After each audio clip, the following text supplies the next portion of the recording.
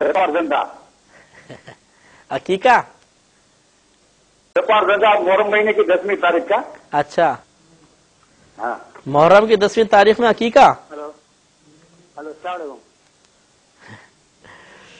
جو مجھے سمجھ میں آخر میں عرض کرتا ہوں، ایک یہ بہن نے فرمایا کہ کسی عورت نے اپنے جوان بیٹے کی وفات پر یا کسی اور عورت نے یہ جملہ بول دیا کہ اللہ تعالیٰ کو یہ نہیں جانتا کس کو کس وقت مارے، تو معاذ اللہ ثم معاذ اللہ اللہ تعالیٰ کی طرف جہالت، لا علمی، کم علمی کی نسبت کرنا یہ کفر ہے، اور یقیناً ایسی بہن کو تجدید ایمان، تجدید نکاح کرنا لازم ہے.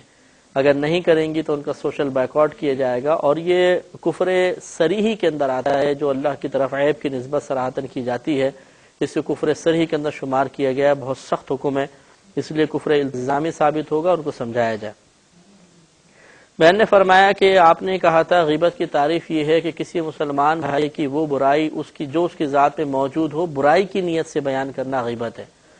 تو کہتی ہیں کہ اگر ہم برائی کی نیت سے نہ کریں، ویسے بیٹھے ہوئے آپس میں اور ہنسی مذاق میں برائی کر دی، برائی کی نیت نہیں ہے، تو دیکھیں برائی کی نیت کا تعین اس طریقے سے ہوگا کہ جہاں شریعت نے اجازت نہیں دی، جہاں شریعت نے اجازت دی ہے کہ آپ غیبت کر سکتے ہیں، ان میں سے کوئی صورت متحقق نہ ہو.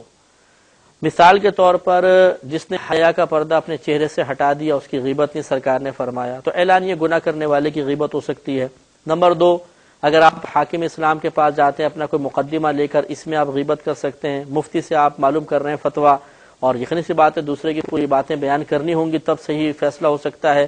یہ قاضی کے پاس ہیں تو اس وقت بھی آپ غیبت کر سکتے ہیں، تھانے وغیرہ میں کر سکتے ہیں.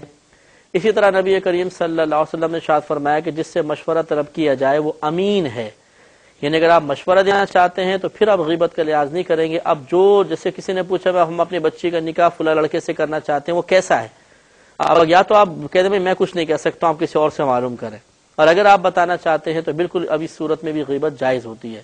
یہ جو ہے غیبت اگر آپ اس صورت میں کریں گے تو یہ برائی کا ارادہ نہیں کہلائے گا، یہ جائز ہے.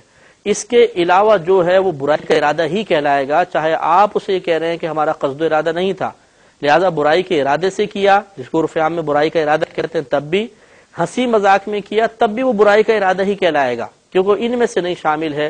تو جو غیبت کی جوازی صورتیں اس سے ہٹ کر جو غیبت کی جائے گی وہ برائی کے ارادہ ہی متصور ہوگا، اور اس میں انسان گناہ گار ہوگا. امید ہے یہ مسئلہ کلیئر ہو گیا ہوگا.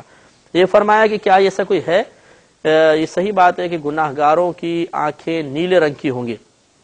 گناہ گاروں کی نہیں، کفار کے بارے میں ضروری ہے کہ ان کی بعضوں کی آنکھیں نیلے کلر کی ہو جائیں گی، وہاں پر بھیانک چہرہ ہو جائے گا، بلیک رنگ اور نیلی آنکھیں. اب آپ غور کریں کتنا بھیانک چہرہ ہوگا، تو یہ ہوگا کفار کے ساتھ خاص ہے.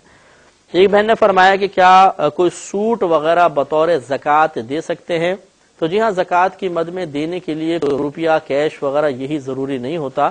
مکان دے سکتے ہیں آپ، موٹر سائیکل دے سکتے ہیں، سوٹ دے سکتے ہیں، کوئی بھی چیز دے سکتے ہیں جو قیمت رکھتی ہو. دوسروں نے فرمایا کہ کیا مثلا ایک سوٹ 2000 روپے کا لیا تھا اور جب ہم اس کو استعمال بھی کیا، اب ہم زکوٰۃ ادا کرنا چاہتے ہیں تو کیا اسی سابقہ قیمت کا اعتبار کر کے 2000 کی مد میں یہ سوٹ دے دیں؟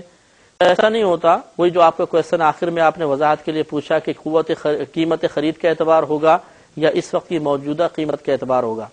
دیکھیں جب کوئی بھی سامان کے طور پہ آپ زکوٰۃ ادا کر رہے ہیں یا زکوٰۃ کو بطور سامان ادا کر رہے ہیں تو اس وقت جو اس مال کی قیمت بنتی ہے اس کا اعتبار ہوگا.